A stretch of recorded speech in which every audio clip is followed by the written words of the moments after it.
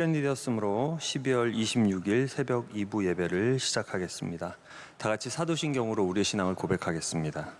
전능하사 천지를 만드신 하나님 아버지를 내가 믿사오며 그 외아들 우리 주 예수 그리스도를 믿사오니 이는 성령으로 잉태하사 동정녀 마리아에게 나시고 본디오 빌라도에게 고난을 받으사 십자가에 못 박혀 죽으시고 장사한 지 사흘 만에 죽은 자 가운데서 다시 살아나시며 하늘에 오르사 전능하신 하나님 우편에 앉아 계시다가 저리로서 산자와 죽은 자를 심판하러 오시리라.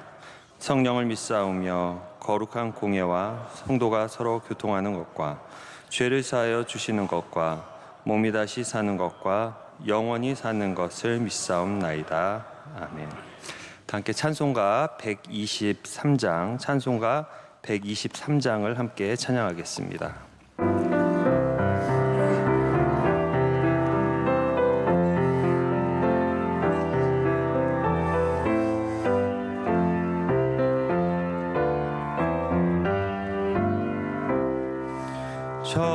저들 밖에 한밤중에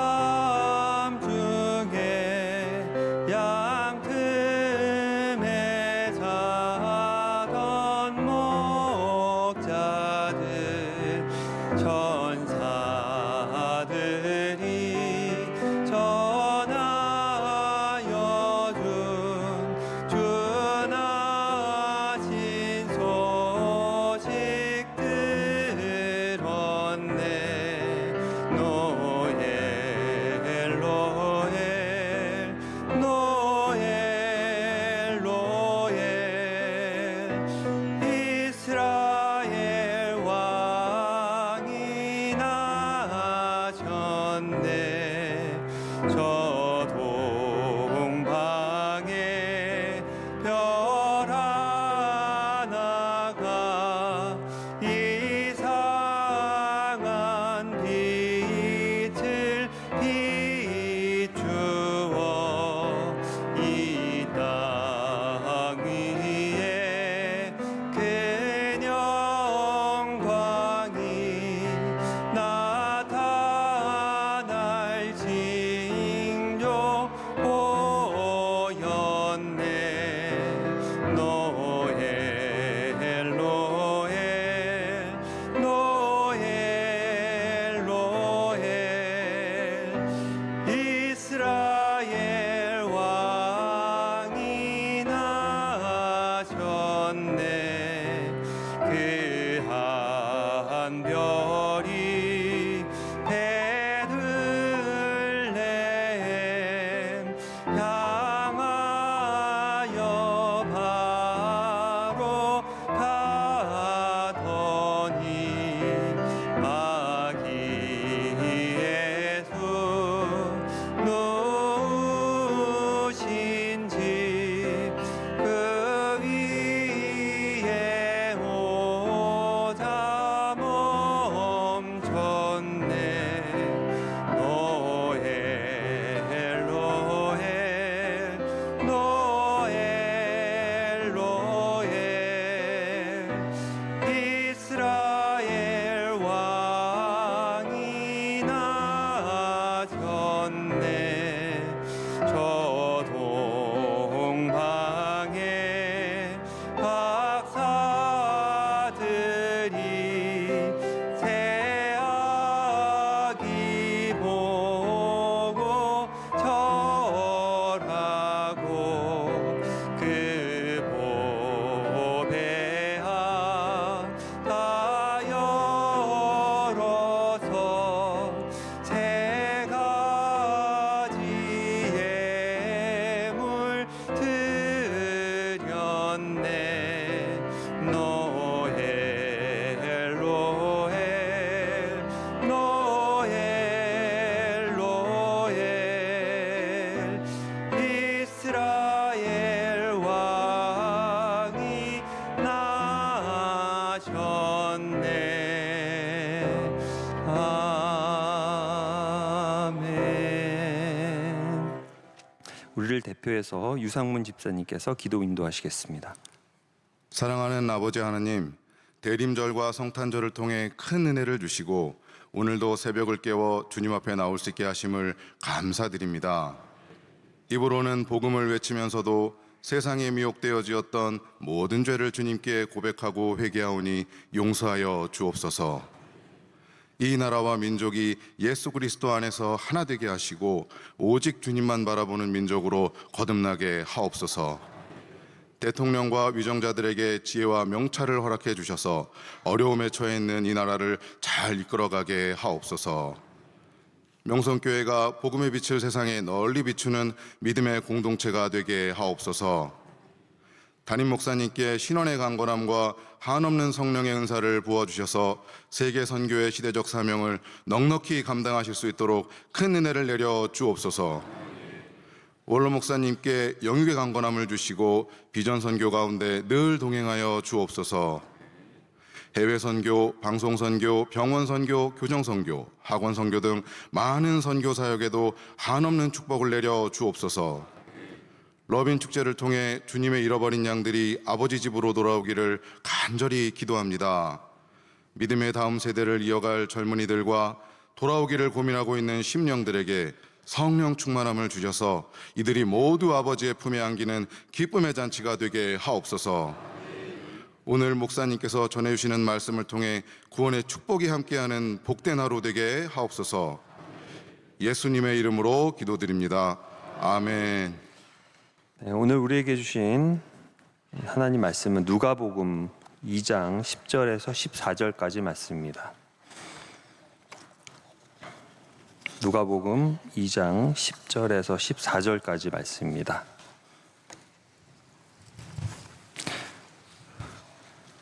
누가복음 2장 10절에서 14절까지 말씀 저와 여러분 한 절씩 교독하시고 마지막 절은 함께 읽겠습니다. 천사가 이르되 무서워하지 말라. 보라, 내가 온 백성에게 미칠 큰 기쁨의 좋은 소식을 너희에게 전하노라.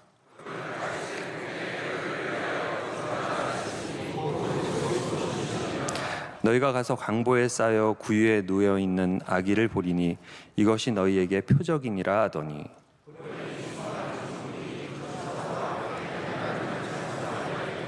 함께요. 지극히 높은 곳에서는 하나님께 영광이요 땅에서는 하나님이 기뻐하신 사람들 중에 평화로다 하니라. 아멘. 많은 사역을 감당하고 계시는 담임 목사님과 원로 목사님을 위해서 기도해 주시기 바랍니다. 어떤 사람을 가장 사랑할 때 선택할 수 있는 가장 좋은 선택지, 그 길은 몇 개일까요? 선택지는 많아 보일 수 있지만 사실 하나입니다. 사랑하는 사람은 그 사람에게 가장 좋은 길을 알고 있습니다. 그리고 진정으로 사랑한다면 그 길을 향해서 걸어가게 돼 있습니다. 사랑하는 두 사람이 모두 좋은 사람이라면 함께 가는 길은 즐겁습니다. 때로는 어려움이 있을 수 있습니다. 그러나 한 사람에게 주어지는 책임과 어려움을 일이라고 하면 각자 자신에게 주어진 그 일을 감당하면 됩니다. 그리고 때로는 백지장도 맞들면 낫다라는 말처럼 서로 도우면 그 일은 절반이 됩니다. 어려움의 무게를 나누면서 그 사랑을 이루어갈 수 있습니다. 하지만 두 사람이 모두 좋은 사람이 아닐 때가 있습니다. 한쪽이 문제가 있을 때도 있습니다. 내가 사랑하는 사람이 연약해서 아프고 무너져서 스스로 길을 찾지 못할 때 그 사람이 무너지는 그 모습을 바라보는 마음의 아픔은 매우 큽니다. 그 사람을 잃을까 봐 느끼는 두려움에서 절망감이 찾아옵니다. 이때 마음의 짐의 무게는 단순히 나 1, 그 사람 1을 더해서 2가 되는 것이 아니라 1 더하기 100, 때로는 1 더하기 1000처럼 크고 무겁게 느껴질 것입니다. 사랑을 지키려고 하는 사람은 바로 그 지점에서 결정을 내립니다. 저 사람을 살릴 수 있다면 바로 이 길이 나의 길이다. 내가 이 길을 가겠다. 사랑하기 때문에 선택할 수밖에 없는 그 단 하나의 길을 오직 그 사람을 위해서 걸어가는 것이죠. 예수님이 이 땅에 내려오신 것은 바로 그 길을 걷기 위해서 내려오신 것입니다. 사랑하는 우리를 살리시기 위해서 우리에게 오신 것이죠. 이 땅에 오셔서 예수님이 겪으셨던 그 삶의 고통의 크기는 이 세상 그 누구도 한 번도 겪지 못한 큰 것이었습니다. 우리가 십자가의 고난을 생각을 하면 어떤 이야기처럼 생각을 하는데 십자가의 끝이 죽음이거든요. 예수님이 이 땅에 오신 이유는 죽기 위해서 왔거든요. 그러니까 죽음이 기본인 거예요. 거기에다가 살점이 떨어져 나가는 채찍질을 전통적으로 39대를 맞는데 그 채찍을 맞으시고 조롱과 모욕을 당하시고 어마어마한 고통을 겪으신 다음에야 죽으신 것입니다. 왜 예수님이 그 고통을 겪으시고 죽으셔야 했나? 여러분, 그 고통의 양이라는 게 있잖아요. 엄청난 큰 양. 그 고통의 양만큼 우리가 온전치 못하기 때문입니다. 이사야 53장 4절에는 이렇게 말씀하고 있습니다. 그는 실로 우리의 질고를 지고 우리의 슬픔을 당하였거늘. 그리고 그 다음 절은 그가 찔림은 우리의 허물 때문이요 그가 상함은 우리의 죄악 때문이라.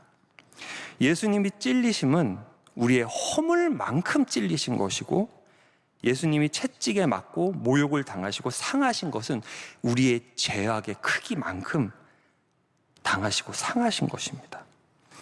우리는 우리의 허물과 죄악으로 인해서 우리 스스로 평화를 누리지 못하고 나 자신을 상하게 하고 병이 들게 되는데 그런 우리에게 예수님은 평화를 주시고 나음을 주시는 사랑의 길을 스스로 내시고 우리에게 찾아오셨습니다.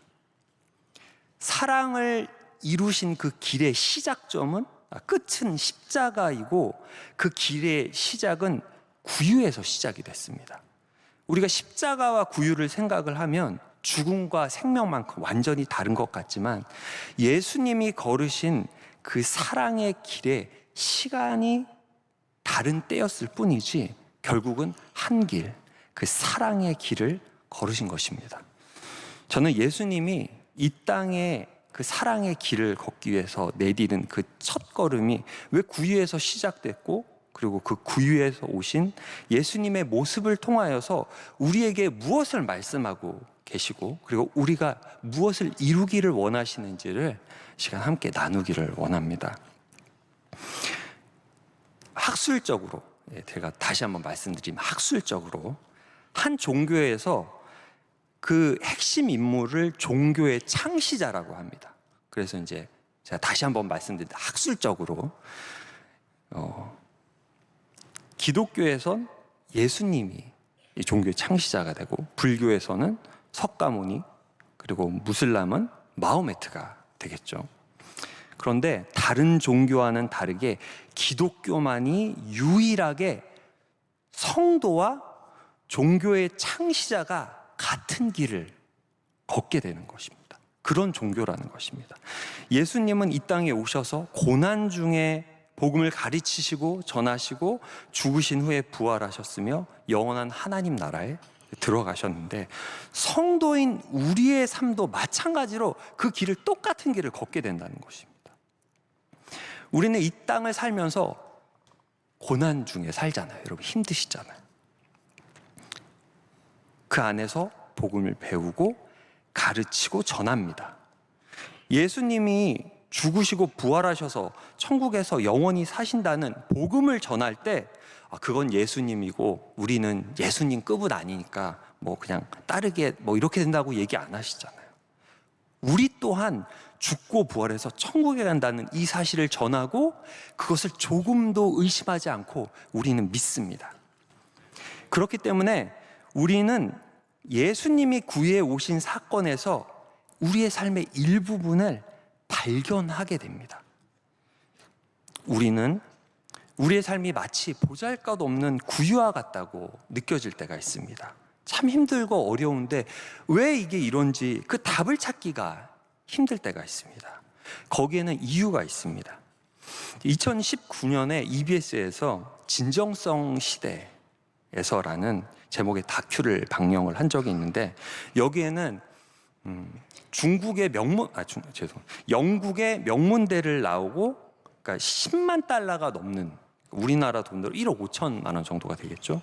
그 정도 연봉을 받을 수 있던 남녀 두 사람이, 둘이 결혼을 했는데, 케이틀린과 제이슨이라는 사람인데, 이 두 사람이 인도의 히말라야에서 옆에 있는 그 라다크라는 오지 시골 중에서도 정말 깡시골과 같은 그곳에서 살고 있는 것을 녹화해서 방영을 해줬습니다. 이 두 사람의 삶은 그 지역 사람들과 조금도 다르지 않습니다. 똑같이 살아갑니다. 그냥 일과를 이렇게 딱 촬영을 해서 보여주는데 눈 치우는 거예요.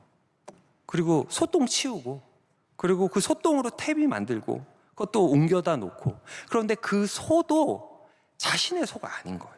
옆집 할머니 그 품을 팔아주는 겁니다. 그런 일상을 이렇게 계속 보여주다가 이제 춥고 고된 일과 중에서 이제 숨을 돌릴 수 있을 때 코코아 한 잔을 이렇게 둘이서 타먹는 그런 장면이 나오거든요. 근데 이 여자분이 자신의 삶을 코코아 마시는 것을 예를 들어서 비유를 합니다. 코코아 한 잔을 아무 감각 없이 너무도 쉽고 당연하게 그냥 마실 수도 있습니다. 그런데 지금 거기 아무것도 없거든요. 근데 보물처럼 여기면서 코코아를 마실 수 있습니다. 지금 두 잔을 마셔서 아주 조금 남았지만 그래도 더 마실 수 있다는 사실에 감사하고 기뻐할 수 있습니다. 이것이 진정한 풍요로움.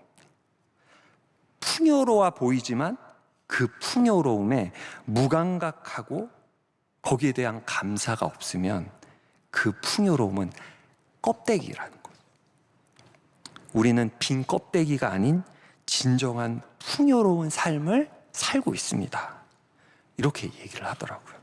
그래서 이분들 그 영상을 계속 보면은 항상 입버릇처럼 이렇게 얘기하는 게 뭐냐면 감사하다, 고맙다라는 말을 계속 이렇게 하는 거예요. 그 영상 중에 가장 감동적인 장면이 뭐냐면 여기 히말라야잖아요. 그러니까 눈이 없는 곳이 없습니다. 눈이 그냥 소복히 쌓여 있습니다. 이제 우리는 이제 눈이 어느 정도 와도 앞 사람이 밟고 간 눈을 밟잖아요. 그러니까는 이 밑창에 눈이 닿는데 여기는 이제 눈이 와도 이제 적어도 발목 정도까지 오고, 그리고 이게 사람이 없으니까 어딜 가든지 처음 본인이 걷게 된단 말이죠. 그러니까 눈이 항상 이 신발이 이렇게 덮여 있는 거예요. 눈에 이렇게 질질 끌면서 가니까. 너무 추운데 두 사람이 한참을 가다가 나무 밑에 이렇게 앉았는데 거기는 햇볕이 따뜻해서 눈이 녹아 있더라고요. 햇빛을 딱 쬐는데 이 남자분이 여자분에게 신발을 벗으라 그런 거예요. 이렇게 추운데. 그러더니 앉으라 그러고 따뜻한 물을 따라주고 그 여자분의 맨발을 자기 배에다가 넣어주는 거예요. 이 맨살에다가. 그래서 따뜻하게 해주는 겁니다. 제가 이 장면을 보면서 다른 생각이 안 들었어요. 이 여자분이 얼마나 행복할까. 그리고 제가 수족냉증이 있거든요. 그래서 이게 오늘 같은 날도 손발이 엄청 시리면, 근데 이게 아프거든요. 그래서 차가운 거 닿는 거 보기만 해도 막 이런데, 그럼에도 불구하고 그 생각을 압도하는 것이 그 남자분의 그 배에 이렇게 넣어주고 이렇게 따뜻함에 품어주는, 얼굴은 안 보이는데 그 자세, 조금도 흐트러지지 않는 그것을 보면서 이 남자분이 행복하다는 거. 누가 제 장난으로 이게 저희 딸한테 막 이렇게 손가락 여기다 집어넣고 하거든요. 그러면은 바깥에 갔다 그러면은 막 이러는데 그걸 그렇게 하는 거예요. 거기에는 그 어떤 형식도 문화도 사상도 가리울 수 없는 그 둘의 사랑이 어디에서 보였냐면 풍요가 아닌 부족함 속에서 보이더라고요. 그 두 분은 그 사랑으로 그 부족한 곳에서 함께 기쁘게 살고 있다라는 생각이 들었습니다. 우리가 살면서 때로는 내가 구유에 있는 것이 왜 그럴까 고민할 때가 있습니다. 왜 그럴까요? 왜냐하면 우리는 풍요 속에서는 하나님을 만날 수 없기 때문입니다. 풍요는 우리를 무감각하게 하고 교만하게 하고 욕심으로 더 채워지려고 하는 그 마음이 커지기 때문에 그 마음 속에 사랑이 들어갈 자리가 없는 거예요. 여러분, 여러분의 배우자, 자녀들, 부모님을 언제 사랑하게 됩니까? 부족함이 있을 때입니다. 내가 가족의 부족함을 채워줄 때나 아니면 반대로 나의 부족함을 가족이 채워줄 때 사실 채워지건 채워지지 않건 그게 중요한 게 아니라 최선을 다해서 그 빈 곳을 채워주기 위해서 애쓰는 그 마음을 내가 그 마음을 볼 때 그 마음이 전해지면 내 마음이 채워지고 살아갈 힘을 얻게 되는 것이죠. 사랑은 풍요가 아닌 부족함이 있을 때 채워지게 됩니다. 예수님이 궁전이나 화려한 방이 아닌 냄새나고 추운 구유에서 태어나신 이유가 바로 여기에 있습니다. 여러분의 삶이 지금 구유처럼 느껴지십니까? 경제적으로, 관계적으로, 건강적으로 마음이 부족하고 춥고 외로운 구유 같은 곳에 있다고 느껴지십니까? 바로 그곳이 예수님이 찾아가시는 곳입니다. 거기 있어야 코코아 한 잔이 보물이 되고 나의 차가운 손과 발, 마음을 따뜻하게 녹여주는 하나님의 사랑이 빛나게 되고 우리 안에 진정한 감사와 기쁨이 넘치게 됩니다.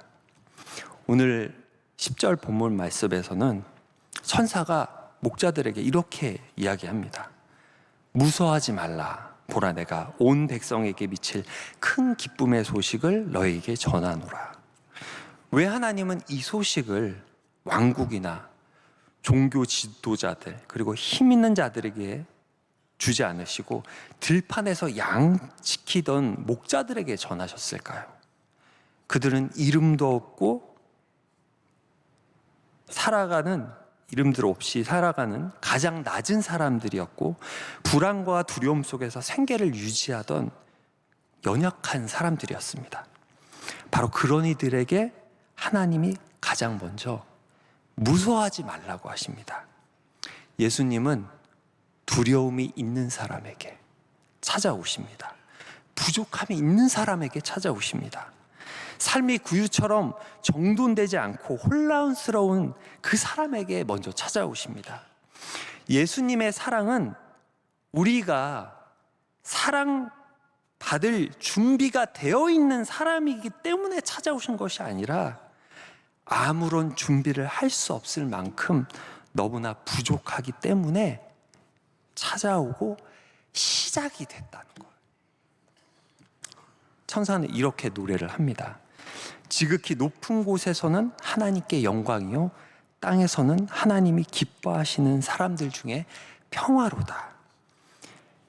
세상은 문제가 없어지는 상태가 평화다라고 합니다.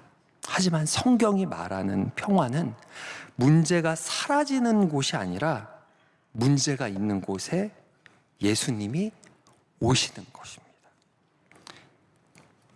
우리의 가장 낮고 부끄럽고 해결되지 않은 그 자리에 예수님이 오시면 그러면 그때부터 기적이 일어나는 것이죠. 그 자리는 하나님이 예비하신 때에 영광의 자리가 되고 평화의 자리로 변화가 됩니다. 주님은 구유로 오시고 내가 너와 함께 있다 하시고 그 구유의 사람들의 마음속에 평강을 주시고 영광의 자리로 이끌어 주십니다.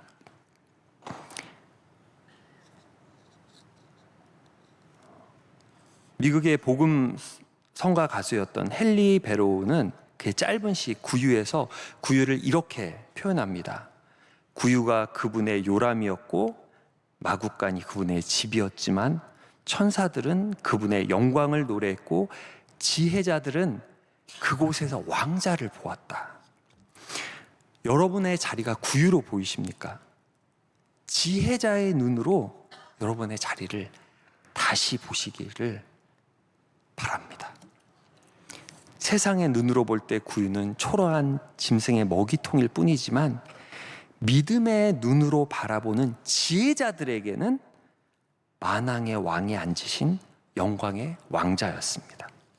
하나님이 예수님을 온 인류의 왕 중의 왕으로 세우셨던 것처럼 하나님이 함께 하시면 누구든지 다윗과 요셉과 다니엘과 같이 하나님이 예비하신 그 영광의 자리에 앉게 하십니다.